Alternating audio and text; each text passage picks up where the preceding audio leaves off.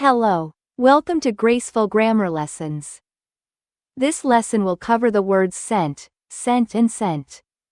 Let's look at each one individually. Scent refers to a distinctive smell, often pleasant or characteristic of something. For example, the scent of fresh flowers filled the room. She wore a perfume with a floral scent. The scent of the ocean reminded him of his childhood. Scent is the past tense of the verb send, which means to cause something to go or be taken to a destination. For example, I sent the invitation yesterday. He sent a message to his friend. They sent the package via express mail. Cent is a unit of currency equal to 1/100th of a dollar in the United States and many other countries. For example, a dime is worth 10 cents.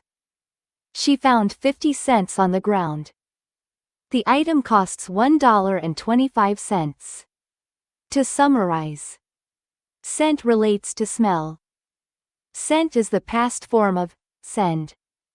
Cent refers to a unit of currency.